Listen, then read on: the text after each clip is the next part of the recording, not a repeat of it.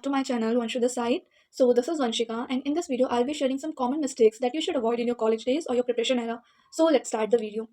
ये वीडियो ज़्यादातर वही एस्पिरेंट्स देख रहे होंगे जो एसएससी की प्रिपरेशन कर रहे हो या यूपीएससी की प्रिपरेशन कर रहे हो या फिर 12th पास आउट करके अभी प्रिपरेशन स्टार्ट करने का सोच रहे होंगे या किसी भी कॉम्पिटेटिव एग्जाम्स की प्रिपरेशन कर रहे हो। तो उन्हीं को ध्यान में रखते हुए मैं कुछ ऐसी मिस्टेक्स बताऊंगी जो अगर आप कर रहे हो तो उनको करना बंद कर दीजिए या मे बी आप फ्यूचर में उस चीज़ में फंस सकते हो। सो द फर्स्ट मिस्टेक जो मैं कहूँगी, आपका जो फ्रेंड सर्कल है उसको बहुत वाइजली चूज़ करना है। देखो, अगर मैं अपना एग्जांपल देके बताऊँ तो मैं तो एक इस काइंड ऑफ मतलब एक इस काइंड की लड़की हूँ कि मेरे को ज़्यादा फ्रेंडशिप एंड ये चीज़ें मैं ज़्यादा नहीं करती हूँ। गिनती के 1-2 लोग ही फ्रेंड्स हैं। कॉलेज लाइफ में मेरा एज़ सच कोई अच्छा फ्रेंड नहीं बना, क्योंकि वो चीज़ ऐसा होता है ना, जब हम सामने से ही किसी को ज़्यादा इतना भाव नहीं देते हैं या फिर इतना एफर्ट्स नहीं लगाते, तो हमारा कोई ऐसा फ्रेंड बनता भी नहीं है। तो कॉलेज डेज़ में कॉलेज का ऐसा कोई फ्रेंड तो मेरा नहीं रहा है। एक इंस्टीट्यूट मैंने जॉइन करा था, वहाँ के मेरे कुछ अच्छे फ्रेंड्स बने हैं, बट इस तरह की फ्रेंडशिप थी कि जब मैं वहाँ पे थी तो वो फ्रेंडशिप वहीं तक सीमित थी। अब कोई ऐसा हाय हेलो नहीं होती है ना? तो कॉलेज ईयर्स में तो इस तरह की फ्रेंडशिप कुछ थी नहीं, और रहा है मेरा गर्ल्स स्कूल, तो उसके कुछ फ्रेंड्स हैं, कभी बातचीत हो जाती है साल में 1-2 बार, बट एज़ सच फ्रेंड नहीं है कि हम डेली मिलने जा रहे हैं, कॉल कर रहे हैं, ये कर रहे हैं। इस तरह की कोई फ्रेंडशिप मेरा सर्कल नहीं रहा है, क्योंकि थोड़ी-सी इंट्रोवर्ट भी हूँ। पर हाँ, सब ऐसे नहीं होते हैं। कुछ लोग होते हैं जिनको फ्रेंड्स के साथ घूमना-फिरना ज़्यादा ये चीज़ें पसंद होती है। तो मैं कहूँगी कि आप एकदम ही कट ऑफ मत कीजिए, बिकॉज़ सबकी अपनी अलग-अलग पर्सनैलिटी है, और मतलब उसके अकॉर्डिंग लोग अपना काम करते हैं। बट अपने जो फ्रेंड है ना, आप उनको बहुत वाइज़ली चूज़ कीजिए। मैं तो इतने कम फ्रेंड्स रखती हूँ, उसके बाद भी मुझे इतने ज़्यादा ट्रस्ट इश्यू हैं लोगों के साथ कि मैं जल्दी से किसी पे ट्रस्ट नहीं कर सकती, और अभी भी इस तरह के कुछ इंसिडेंट हुए हैं मेरे साथ। चाहे वो आप अपना बहुत अच्छा फ्रेंड बोल लो या कोई कज़न बोल लो, तो मैं वो चीज़ आपको शेयर नहीं करना चाहती हूँ यहाँ पे। पर होते हैं लोग, सामने से आपको कुछ और दिखाएँगे कि हम आपके लिए बहुत अच्छा सोच रहे हैं, ये कर रहे हैं, वो कर रहे हैं, बट इन रियलिटी उनके दिल में क्या है आपको भी नहीं पता है ना? तो इस तरह की चीज़ों को थोड़ा साइड कीजिए।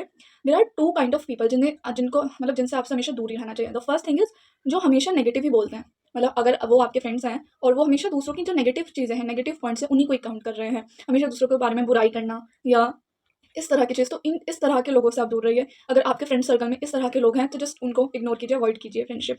दूसरे जो तरह के लोग होते हैं, दैट इज़ जिनका कोई क्लियर विज़न नहीं है। अगर आपको लाइफ़ में करना है कुछ, आई होप आप कोई ना कोई एग्ज़ाम की प्रिपरेशन कर रहे होंगे, तो आपका एक विज़न है कि आपको वो चीज़ क्लियर करनी है। अब यहाँ पे जब मैं कॉलेज में थी ना, तो बहुत सारे इस तरह के लोग भी थे जो सिर्फ़ कॉलेज आ रहे हैं, जा रहे हैं, बंक मार रहे हैं, आज यहाँ घूमने जाना है, वहाँ घूमने जाना है, या कुछ नहीं कर रहे हैं, बस घर में बैठे हैं। तो इस तरह के अभी लोग भी हैं, एस्पिरेंट्स हैं, और फिर फालतू का स्ट्रेस भी ले रहे हैं, हम ये करेंगे, क्या करेंगे लाइफ़ में, ऐसा होगा, वो होगा। तो जिनका कोई क्लियर विज़न ही नहीं है, उनसे भी आप अवॉइड कीजिए फ्रेंडशिप करना, ठीक है? तो अपना जो फ्रेंड सर्कल है, वो आपको बहुत वाइज़ली चूज़ करना पड़ेगा।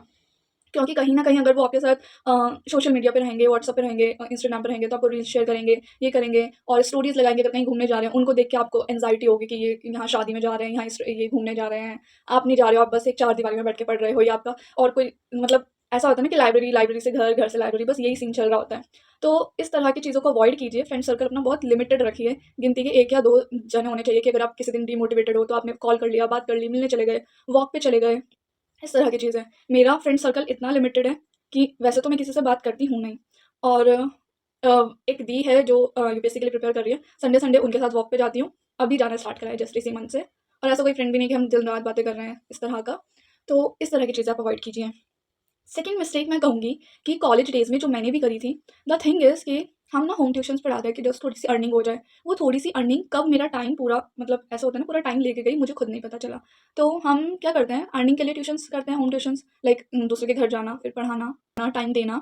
तो क्या होता है, आने-जाने में टाइम लगता है, प्लस वहाँ पे 1 आवर 2 आवर की ट्यूशन्स हम देते हैं। तो क्या होता है, जब हम बाहर निकलते हैं तो हमें धीरे-धीरे लोग जानने लगते हैं। तो फिर हमारे पास रिकमेंडेशन आता है कि वहाँ पे भी चले जाइए, यहाँ पे भी चले जाएँ। तो उसमें हम क्या होता है कि हमें यहाँ से 3000 एक्स्ट्रा मिल जाएँगे, 2000 एक्स्ट्रा मिल जाएँगे। तो वो इतना स्ट्रेच अगर हम कर लेंगे, तो हम अपनी पढ़ाई को टाइम नहीं दे पाएँगे। क्योंकि क्या होता है, इतना टाइम पढ़ाने के बाद, आने-जाने के बाद हमारी बॉडी भी बहुत ज़्यादा थक जाती है, और जब हम सोचते हैं कि चलो इतना टाइम दे दिया, हम रात भर बैठ के पढ़ लेंगे, रात को 12 बजे सो जाएँगे, सुबह 4 बजे उठ जाएँगे, तो वो चीज़ें नहीं हो पाती, क्योंकि बॉडी की अपनी एक लिमिट होती है। तो मैं कहूँगी कि इतना ज़्यादा ट्यूशन्स में अब टाइम इन्वॉल्व ना कीजिए। आप अपनी प्रायोरिटी सेट कीजिए कि आपकी प्रायोरिटी है पहले प्रिपरेशन करना। हाँ, आप दिन के 2 आवर्स दे सकते हैं, 3 आवर्स, 4 आवर्स, बट 4 आवर्स से ज़्यादा टाइम इन्वेस्ट कर रहे हो, तो कहीं न कहीं वो नेगेटिविटी आपकी प्रिपरेशन में दिखेगी।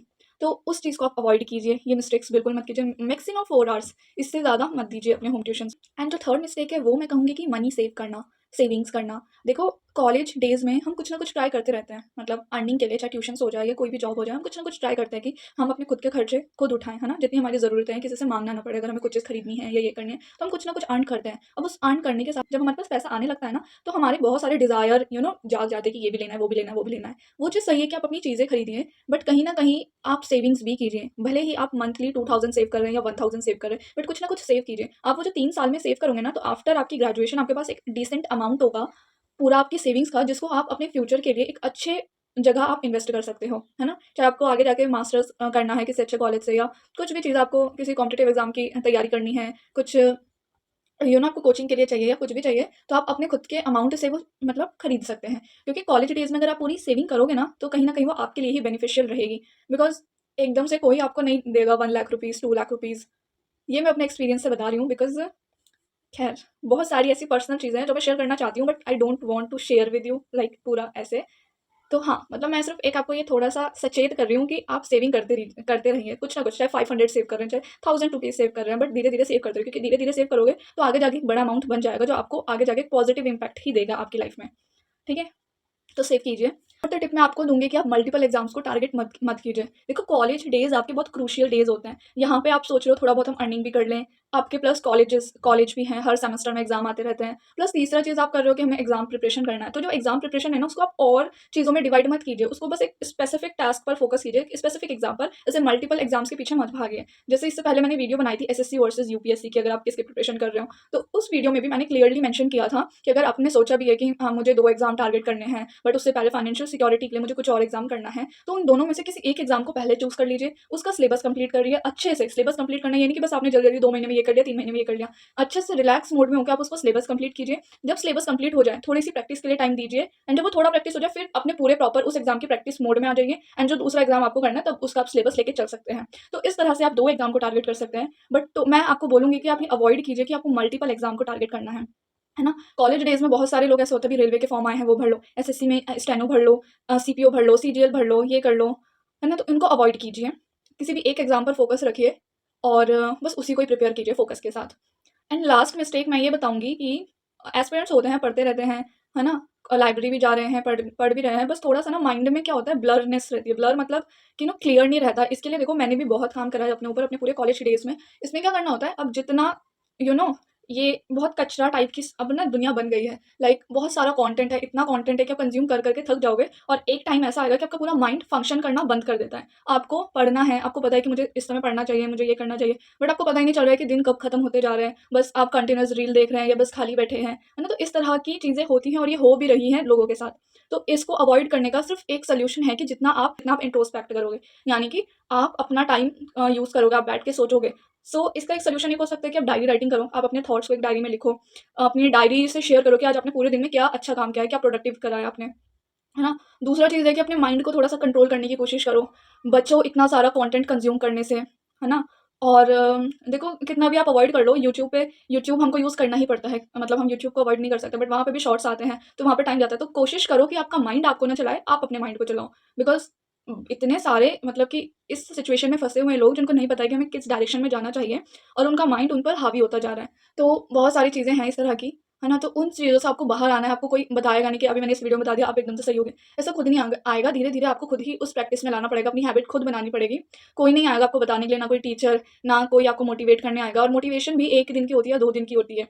जो लॉन्ग टाइम चलती है, वो आपकी हैबिट्स होती है। तो चेंज योर हैबिट्स अभी से ही। अभी से मतलब राइट नाउ। अभी से ही डिसाइड कर लो कि हफ्ते में 1 बार इंस्टाग्राम यूज़ करोगे, या यूट्यूब पे जब भी क्लासेस लोगे तो सिर्फ़ क्लासेस लोगे, शॉर्ट्स, रील्स इनके पीछे नहीं भागोगे, है ना? तो ये सबसे बड़ी मैं कहूँगी कि अपने कॉलेज डेज़ पर आप इसी हैबिट पर काम कीजिए कि आप कितना सेल्फ कंट्रोल कर सकते हो, कितना अपने माइंड को कंट्रोल कर सकते हो, कि आप अपने माइंड को कंट्रोल करो। आपका माइंड ना आपको बताएगी, मतलब पूरा दिन खाली चला गया, आपको पता भी नहीं चला कि आज का दिन पूरा ऐसे ही निकल गया है टाइम वेस्ट में, प्रोक्रेस्टिनेशन में। ये सारे टॉपिक पे मैंने वीडियो पहले बना चुकी है, फिर ज़्यादा चली नहीं है। बट अगर किसी को सच में अपनी ये किस तरह की प्रॉब्लम सॉल्व करनी है, तो आप वो वीडियो देख सकते हो, कंसिस्टेंसी, प्रोक्रेस्टिनेशन, उसके ऊपर मैंने वीडियो बनाई हुई है।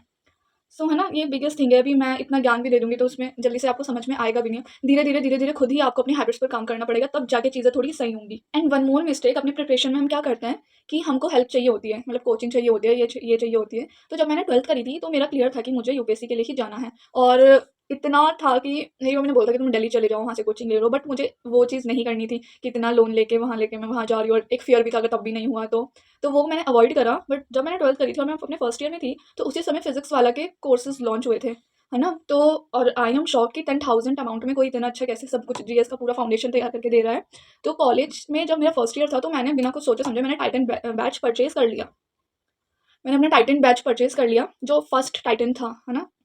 उसके बाद काफ़ी आए 1.0, 2.0 इस तरह के वो कोर्सेज़ लॉन्च करे। पर जो फर्स्ट वाला टाइटन था मैंने वो करा। बट क्योंकि मैंने बहुत सोचे समझे बिना, मुझे लगा उस समय तो मैं ऐसी हो गई थी कि पता नहीं ये आगे इतने सस्ते में देंगे नहीं देंगे, मे बी उस समय अमाउंट 10,000 मुझे बहुत कम लगा, और मैंने जो भी अपनी सेविंग्स वगैरह थी उससे वो कोर्स परचेज़ कर लिया खुद के पैसों से 10,000 का। बट मुझे मैं ये अपनी गलती मानती हूँ कि मैंने इतना जल्दी बिना किसी रिसर्च के वो परचेज़ कर लिया। हालाँकि वो बहुत अच्छा है अगर कोई राइट टाइम पे करे। मुझे वो कोर्स अब लेना चाहिए था आफ्टर माई ग्रेजुएशन, या मे बी थर्ड ईयर में जब मैं प्रिपेयर कर रही थी। तो वो जो पूरा टाइम पीरियड था, मुझे पता भी नहीं चला कि कैसे निकल गया। आधे से ज़्यादा टाइम तो मेरा ट्यूशन्स पढ़ाने में चला जाता था।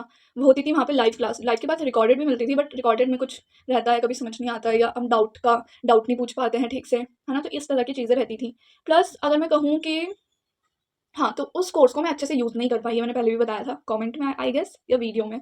तो वो जो कोर्स था ना, मैंने काफ़ी जल्दीबाज़ी में ले लिया, और ठीक से मैं उसको यूज़ भी नहीं कर पाई, है ना? तो इस तरह के डिसीज़न से बचो। अगर आप कहीं पे पैसे इन्वेस्ट कर रहे हो या कुछ कर रहे हो, तो थोड़ी-सी रिसर्च करके करो, क्योंकि मेरा कोई बैकग्राउंड नहीं था, घर से कोई प्रिपरेशन में इस तरह की चीज़ों में है नहीं, फ्रेंड सर्कल भी नहीं है कि कहीं से मैं पूछ लूँ कि हाँ, ये सही है या नहीं है। तो खुद का मैंने डिसीज़न लिया, मम्मी को बताया मैं ये ले रही हूँ, एंड आई जस्ट परचेज़्ड। तो इस तरह की चीज़ों से थोड़ा-सा बचो। अगर कोई पूछने वाला है, नहीं है, थोड़ा-सा गाइडेंस ढूँढो कहीं आस-पास, ढूँढोगे तो मिल ही जाएगा। और हाँ, और अगर कोई चीज़ ले रहे हो, अब जैसे मैंने इतना अमाउंट लगा के वो चीज़ परचेज़ कर ली, तो मुझे उसको करना चाहिए था। बट समहाउ मैंने जैसे सेकंड या थर्ड मिस्टेक बताई थी कि ट्यूशन्स में ही ज़्यादा इन्वेस्ट 7 आवर्स टू 8 आवर्स में देती थी। इतना एग्ज़ॉस्ट हो जाती थी, उसके बाद मैं उस कोर्स को कर लूँ, तो नहीं हो पाया वो। अभी मैं इनफैक्ट मैंने थर्ड ईयर में उस चीज़ को करा है, रिकॉर्डेड क्लासेस मैंने अपने थर्ड ईयर में कंप्लीट करी थी, और इस साल शायद वो एक्सपायर्ड भी हो जाए, 25 मई के बाद वो एक्सपायर्ड हो जाएगा। तो हाँ, इन सारी मिस्टेक्स से बचो। एक बार मैं थोड़ा-सा रिकैप दे देती हूँ कि क्या मिस्टेक्स थी, जो आपको नहीं करनी चाहिए, अवॉइड करनी चाहिए। So the first is tuition वाली। अगर आपको अर्निंग करनी है, तो मैक्सिमम 4 आवर्स दो। इससे ज़्यादा टाइम दोगे तो कहीं न कहीं नेगेटिव इम्पैक्ट आपकी प्रिपरेशन पे ही पड़ेगा। सेकंड था कि अपना फ्रेंड सर्कल काफ़ी वाइज़ली चूज़ करो। मैं तो कहूँगी ज़्यादातर फ्रेंडशिप उन्हीं से ही रखो जो आपकी तरह विज़न हो, जिनका कोई एक जो आपकी तरह कहीं न कहीं कुछ ना कुछ प्रिपेयर कर रहे हो। नो डाउट, चाहे वो कॉम्पिटिटिव एग्ज़ाम हो, चाहे प्राइवेट सेक्टर हो, कुछ ना कुछ ऐसा हो कि उनका भी एक एम हो, कोई विज़न हो कि हाँ, कुछ करना है लाइफ़ में। ठीक है? थर्ड थिंग मैंने बताई कि मनी सेव करते रहो, है ना? एट द एंड एक टाइम पीरियड ऐसा भी आता है कि आपको चाहिए होता है कि इतना अमाउंट मुझे चाहिए अपने फ्यूचर के लिए, और उस टाइम पे आप कितने भी लोगों से हाथ फैला लो, कोई आपको देने वाला नहीं है। चाहे वो आपकी खुद की फैमिली का मेंबर ही क्यों ना हो, वो आपकी कोई हेल्प करने नहीं आने वाला है। तो एट द एंड उस टाइम पे आप ही रहोगे आपके साथ। तो अभी से ही थोड़ा-थोड़ा अमाउंट सेव करते हुए चलो, चाहे किसी मंथ 500 कर लो, किसी मंथ 1000, 2000 कर लो। तो इसी तरह से सेविंग करते हुए चलो। ठीक है? फोर्थ टिप मैंने बताई है कि अभी जो लोगों में प्रॉब्लम हो रही है, इतना सारा कंटेंट जगह-जगह पर प्रेज़ेंट है। तो इतना सब कंटेंट कंज़्यूम करने के बाद अपना माइंड एकदम चोक हो चुका है ना? तो उसको कंट्रोल करने की हैबिट धीरे-धीरे आप अपनी लाइफ़ में क्रिएट कीजिए। And the fifth thing is multiple exam को टारगेट मत कीजिए। इफ वीडियो थोड़ा सा भी हेल्पफुल लगा हो तो like this video and share your mistakes in the comment section And thanks for watching this video and supporting me, guys. Thank you so don't much. forget to subscribe this channel. Okay, bye.